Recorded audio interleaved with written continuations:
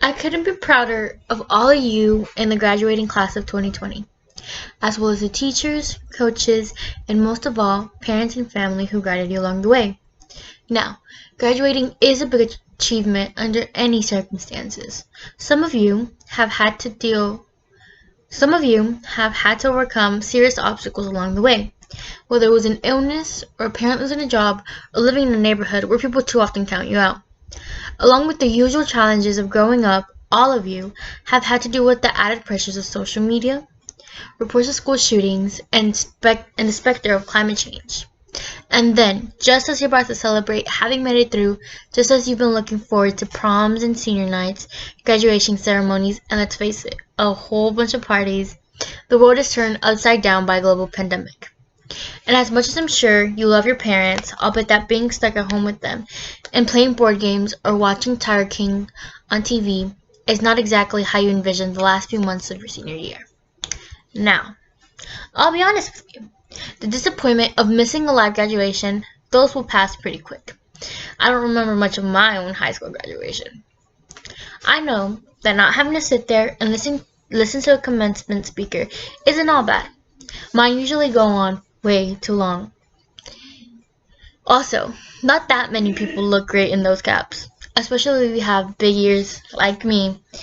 And you'll have plenty of time to catch up with your friends once the immediate public health crisis is over. But what remains true is that your graduation marks your passage into adulthood, the time when you begin to take charge of your own life. It's when you get to decide what's important to you, the kind of career you want to pursue, who you want to build a family with, values you want to live by.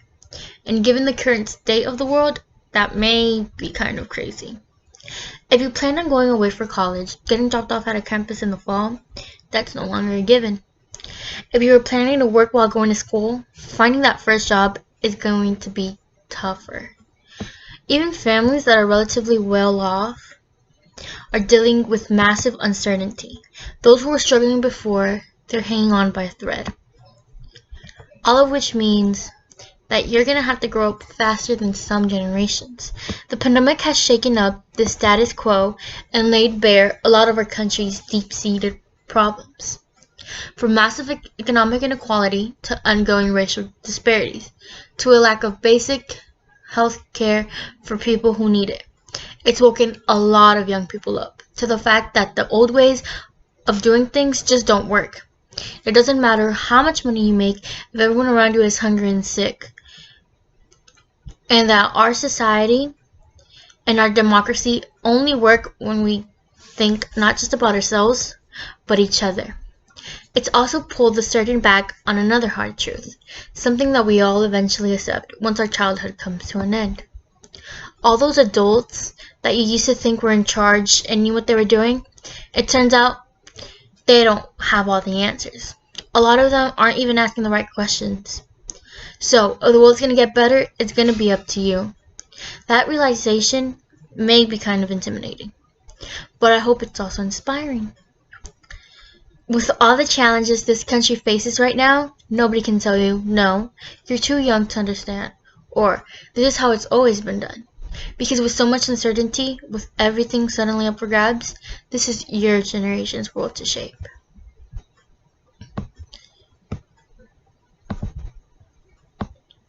Since I'm one of the old guys, I won't tell you what to do with this power that rests in your hands. But I'll leave you with 3 quick pieces of advice. First, don't be afraid.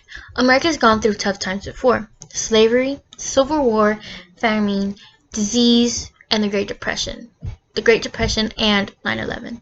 Each time, we came out stronger.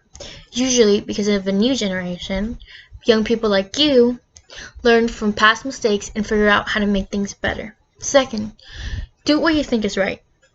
Doing what feels good, what's convenient, what's easy, that's how little kids think. Unfortunately, a lot of so-called grown-ups, including some with fancy titles and important jobs, still think that way, which is why things are so screwed up. I hope that instead you decide to ground yourself with values that last, like honesty, hard work, responsibility, fairness, generosity, and respect for others. You won't get it right every time. You'll make mistakes. We all do. But if you listen to the truth that's inside yourself, even when it's hard, even when it's inconvenient, people will notice. They'll gravitate towards you. And you'll be a part of the solution instead of part of the problem. And finally, build a community. No one does big things by themselves. Right now, when people are scared, it's easy to be cynical and say, let me just look out for myself, or my family, or people who look or think or pray like me. But if we're going to get through these difficult times, if we're going to create a world where everybody has opportunity to find a job and afford college, if we're going to save the environment and defeat future pandemics, then we're going to have to do it together. So, be alive to another's struggles. Stand up for one another's rights. Leave behind all the old ways of thinking that divide us. Sexism, racial prejudice, status, greed. Set the world on a different path. When you need help, Michelle and I made it the mission of our foundation to give young people like you the skills and support to lead in your own communities, and to connect you with other young leaders around the country and around the globe. The truth is, you don't need us to tell you what to do, because in so many ways, you've already started to lead. Congratulations, class of 2020. Keep making us proud.